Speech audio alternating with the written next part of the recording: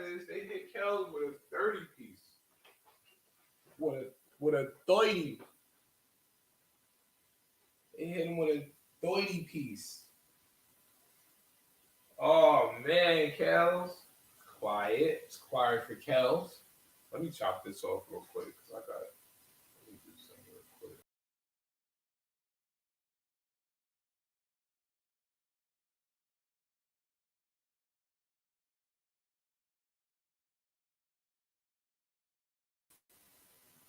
All right, so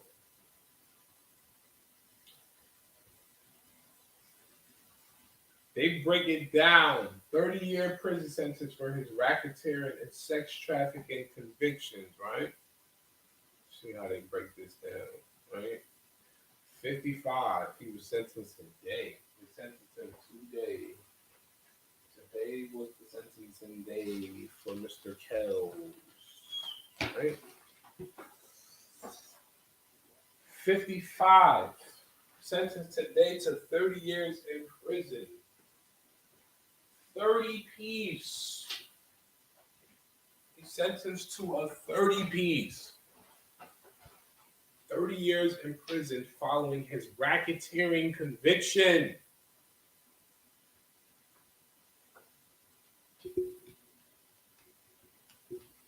I had up on my little devices party there. Like 2 iPhone, iPad. Get myself together here, y'all. Right. 30 years for his sentence. Now check this out, right? R. Kelly's sentenced to 30 years in federal prison and a $100,000 fine. The breakdown of the sentences to be served currently. Count 1, 360 months. 360 months. 30 years, right? Counts 3, 4, 5, 7, 9, and 20. 9, 3, 4, 5, 7, and 9 is 20 years. Counts 2, 6, and 8, 10 years. When opening statements in his trial kicked off in August of 2021, Assistant U.S. Attorney Maria Cruz Melendez told jurors this case is about a predator. So, they always have their opening statements, and they just want to convince you that whoever is in front of you that they're trying to prosecute is a savage. And, from the conviction, she obviously was able to prove that. She was able to prove that.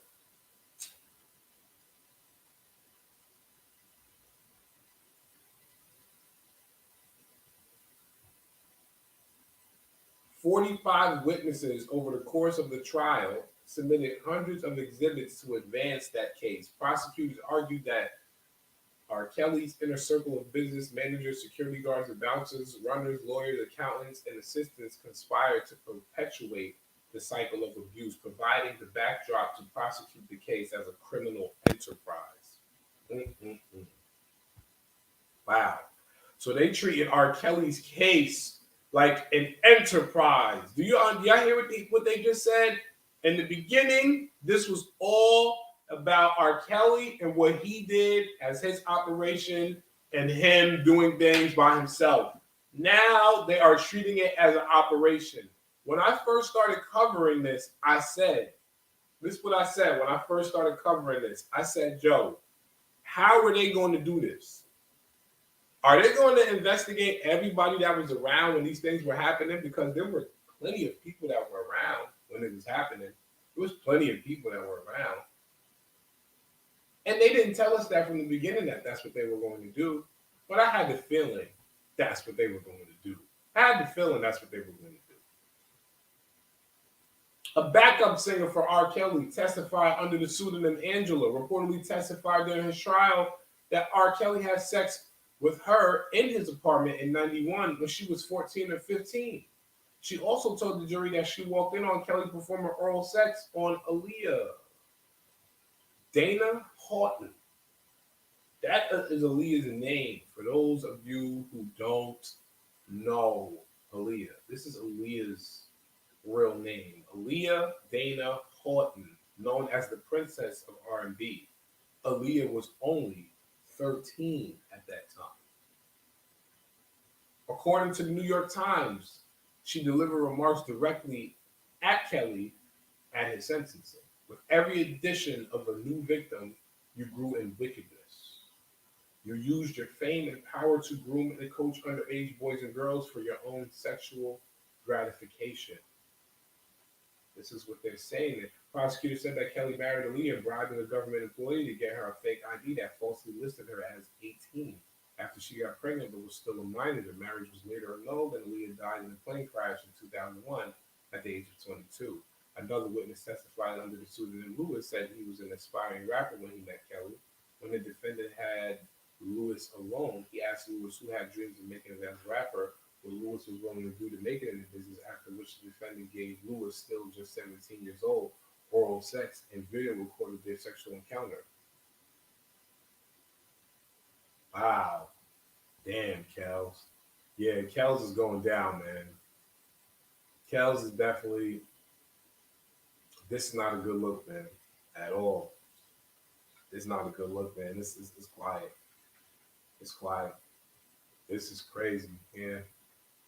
They got him. Kelly's attorney, Jennifer Bonjean, who helped Bill Cosby win his freedom on appeal, calculated the guideline range between 14 and 17 years imprisonment and saw the sentence below that range. On Wednesday, District Attorney Ann Donnelly rejected Kelly's bid for a new trial and claimed that his prior counsel was ineffective.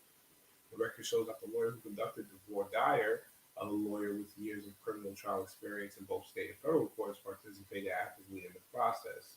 Before the court questioned the prospective jurors, counsel went through the questionnaires and made decisions about which jurors were appropriate to question and which to challenge for cause. Once the dire began, counsel demonstrated a thorough knowledge of the information in questionnaires and frequently asked that the court pose additional questions to prospective jurors. The Law and Crime Network Sierra Gillespie reported that Judge Donnelly told Kelly that he created a trail of broken lives. Mm-mm.